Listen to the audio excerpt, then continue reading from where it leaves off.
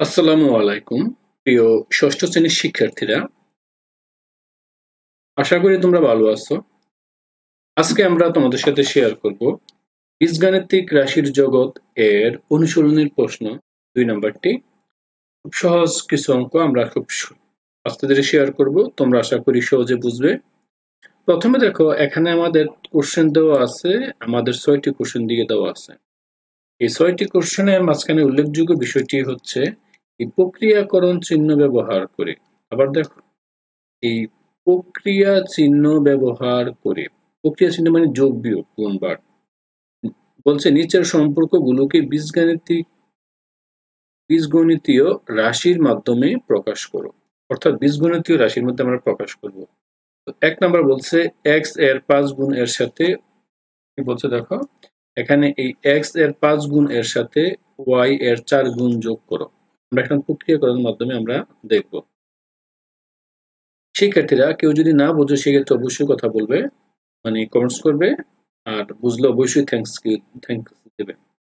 দেখো, এখানে বলছে x এর 5 গুণ এর সাথে, বিষয়টা বুঝে নিও। এই x এর 5 গুণ এর মানে হচ্ছে x এর 5 গুণ, এই তাহলে এই 5 গুণ মানে x এর 5 গুণ, আলটিমেট 5x, এর সাথে y এর 4 গুণ, তাহলে y এর এই 4 গুণ কত হচ্ছে 4y। সরি, এটা হলো তোমার 5x, এটা হবে তোমার 4y। আশা করি বিষয়টা বুঝতে পারছো। এইভাবে আমি কোশ্চেনটা এখন সাজিয়ে লিখবো।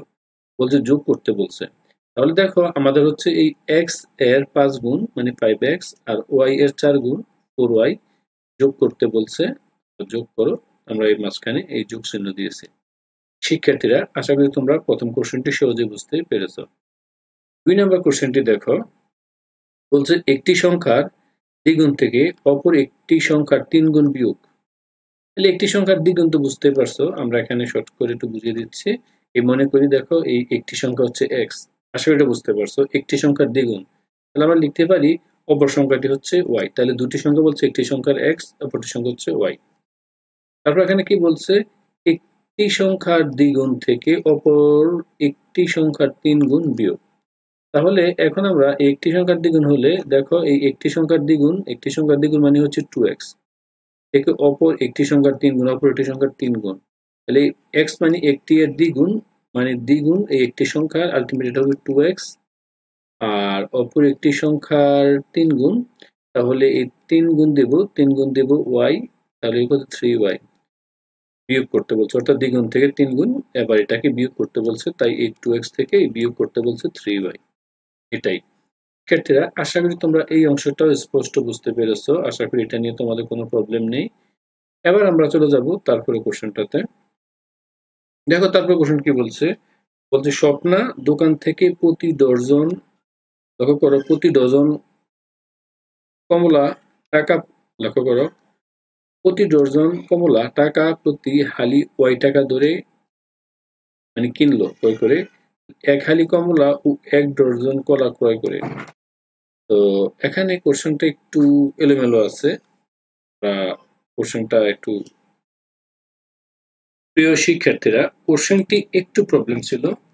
এখন দেখো বলে দেওয়া আছে, এই স্বপ্না এই দোকান থেকে প্রতি ডজন কলা সে x টাকা, এটা বলে দেওয়া হয়নি, x টাকা, প্রতি ডজন কমলা x টাকা, এবং প্রতি হালি কমল, প্রতি হালি কলা, তাহলে সে 1 হালি কলা কিনছে y টাকা ধরে, এবং 1 ডজন কলা মানে প্রতি ডজন কমলা, সরি এখানে কমলা x টাকা, আর প্রতি হালি কলা y টাকা ধরে।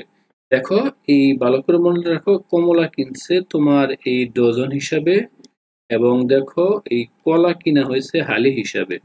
আশা করি বুঝতে পারছো। তাহলে 1 হালি কমলা ও 1 ডজন, বিষয়টা উল্টো হয়ে গেছে। দেখো, 1 হালি কমলা, যেহেতু কমলা কিনছে ডজন, কিন্তু আমি এখানে আবার কি চাইছে, এই কমলা হালি, 1 হালি, দেখো কমলা আবার হালিতে কনভার্ট করতে হবে। ও 1 ডজন কলা ক্রয় করে, তাহলে এখানে কলা ছিল হালিতে, এখন কলা আবার সে কিনছে কিসে, এই ডজনে কিনলো। আপনার কত টাকা খরচ হলো। আমরা খুব সহজ এখানে নির্ণয় করব বিষয়টি। তোমাদের সাথে প্রত্যেকটি অংশ আমরা ইন্ডিভিজুয়ালি শেয়ার করার চেষ্টা করব। আশা করি কেউ না বুঝলে সেক্ষেত্রে কমেন্টস করবে। তো এখানে দেখো, আমরা জানি 1 ডজন সমান সমান 3 হালি, বিষয়টা মাথায় রেখো।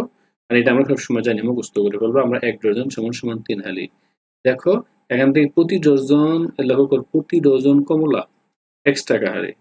তাহলে আমরা এখানে যেহেতু সে লাস্টে কি চাইলে বলতো 1 হালি কমলা কত, তাহলে আমরা জানি এইটা 1 ডজন সমান সমান 3 হালি। তাহলে দেখো 3 হালি কমলার মূল্য x টাকা, বিষয়টা বুঝতে পারছো কিনা? আমরা কি 1 ডজন সমান সমান 3 হালি, এই 1 ডজন কমলা কিনছিল x টাকা দিয়ে, তাহলে 1 ডজন কমলা মানে 3 হালি, বিষয়টা বুঝতে পারছো কিনা?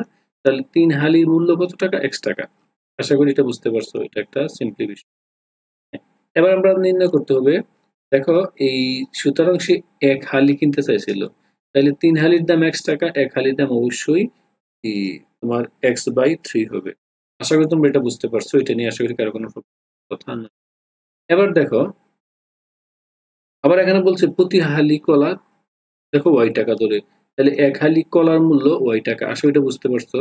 এখানে বলে দিছে 1 হালি কলা, বাট সে কিন্তু এই এখানে কলা কিনছে কিন্তু ডজন হিসাবে। দেখো কলা কিনছে ডজন হিসাবে, মানে 3 হালি কিনলো।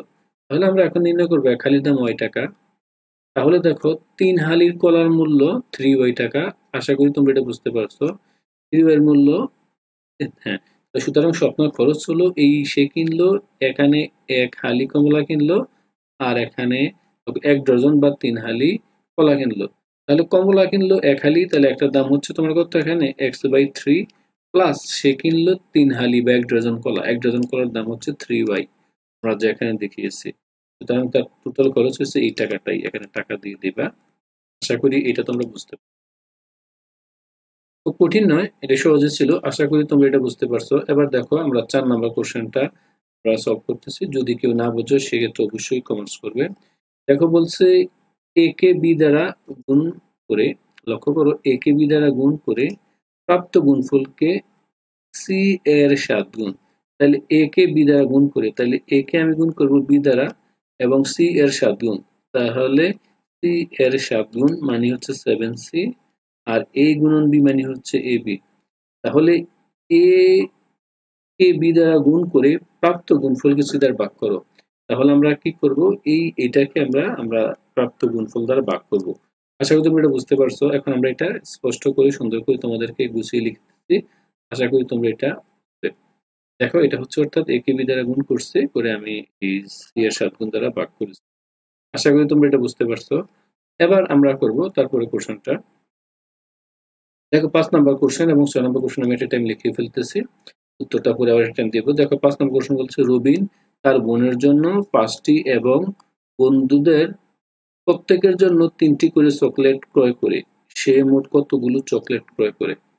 খুবই একটি সিম্পল এবং ইজি একটি কোশ্চেন, আশা করি তোমরা এটা বুঝতে পারবে। এখন দেখো প্রথম বলছে রবিন তার বোনের জন্য, তাহলে আমরা যদি প্রথমটা সলভ করি, দেখো আমরা প্রথমে এটা দেখো রবিন তার বন্ধু, মনে করি এই লক্ষ্য করো রবিনের বন্ধু হচ্ছে x জন।